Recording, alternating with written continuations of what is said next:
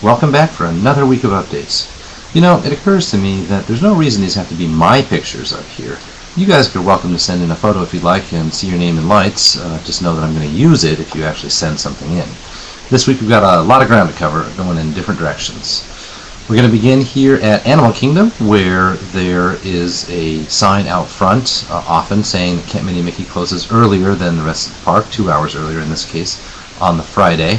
I think it's good that they're saying that explicitly up front rather than having people discover it later on. Not so good that they're closing an entire land 2 hours early. Over at Downtown Disney, this is the Harley-Davidson's new location under construction on this rainy day. And elsewhere in Downtown Disney, they've got the flower and garden petals that that have been planted here near T-Rex and the Raglan Road. I wonder what the Raglan Road folks are going to say and do when they build a new walkway behind Raglan Road, let people bypass that corner. Smells like contract breach to me. The artist Shag was here at Downtown Disney signing prints of his new work and selling them from Walt Disney World in his usual style. So this has been going on for some time. I just haven't highlighted it with a picture before. At the TTC, they've got these photos of what's happening at Star Tours, trying to get people to park hop. The Confectionary store was opened its facade last week, but they've added awnings to the facade, and now there's this new sign as well out front. It looks classy, looks good, and fits in well with the Victorian. Let's take a side tour here. Anyone recognize this location? There's no reason you would, because, well, there's nothing on the trash cans. This is Blizzard Beach, and they do need to do something about those trash cans. I don't focus too often on the prices, but there's the one-day water park ticket, $50, and then there's the water parks and more option to add onto your base ticket for $55. So it gets a little expensive just to visit the water parks, I would say. This is the Oyster and Pearl location near the front. And these icicles used to drip water. There was a constant stream of water running out of there just to make it look like it was thawing. And they're not doing that. At least they weren't on my visit on Sunday.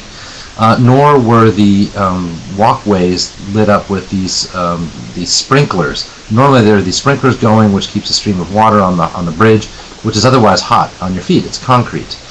Just as a way of showing you an example, here's a slide from 2006. Where there's so much sprinklers that it's formed a little bit of a river.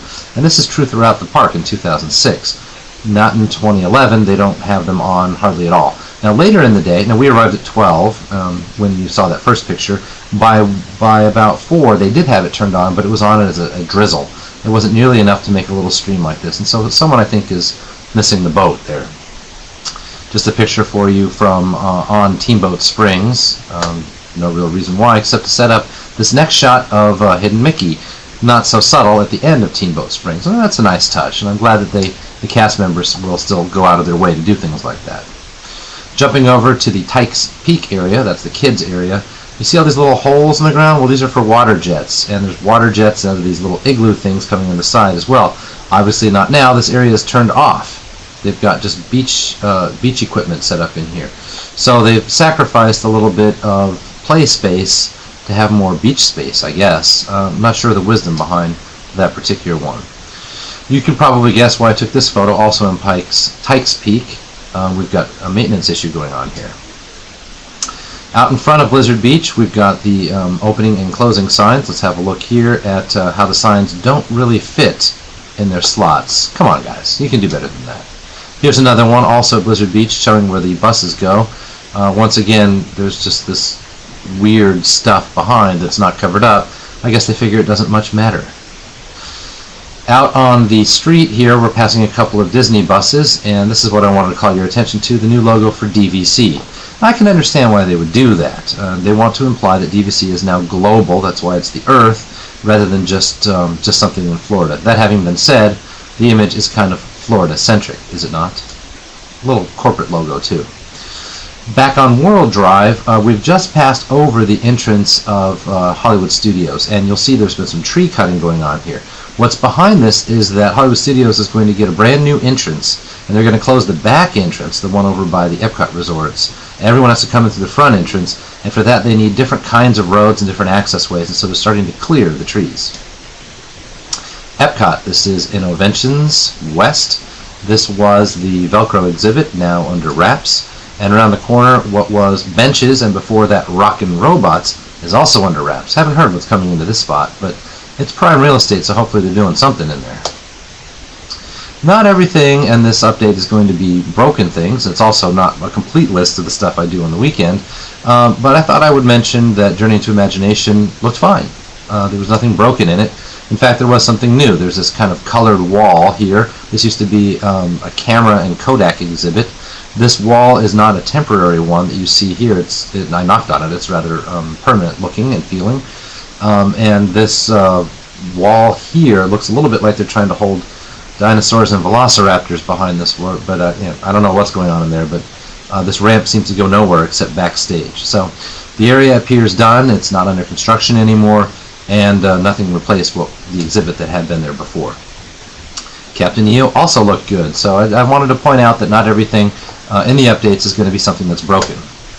However, leaving Captain EO, I saw this, and there's more kids behind the camera as you're seeing it, and kids all the way over in the corner here standing up on these rocks. There are no cast members in sight. Now, the show had just gotten out, and I really think they need to do something about those cast members relocating from the front over to the back here to make sure that people don't get up in mischief, because a twisted ankle is not going to be all that far away. Now, my mother-in-law did approach a cast member as we left the area and said, "Hey, there's kids up there," and he said something like, "Yeah, well, we can't help it. So people don't ever really get hurt." My favorite part is the parent over here taking a picture of his kids misbehaving and hopefully not spraining an ankle. Maelstrom, for some time, has had the Spirit of Norway movie in a different configuration where the doors always stay open on the sides and you waltz right through if you don't feel like waiting, or if you do feel like waiting, just sit down, the movie will start playing, and the doors will stay open while the movie is playing. Now, this was taken at the very end of the night. I don't know if this was really closed all day. I don't know if this is going to be coming back at some point or if they're revising it. I have heard that Norway is interested in getting a new movie in there. That's a rather old movie. But if they do get that movie in there, then we will cover for you as soon as we get it, of course.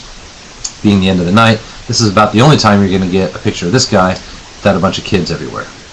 And I thought this was interesting. Maelstrom is one of those established rides. Doesn't usually have a lot of merchandise for an established ride, but here you see Vikings, Conquerors of the Seas. So they've got their own little t-shirt now.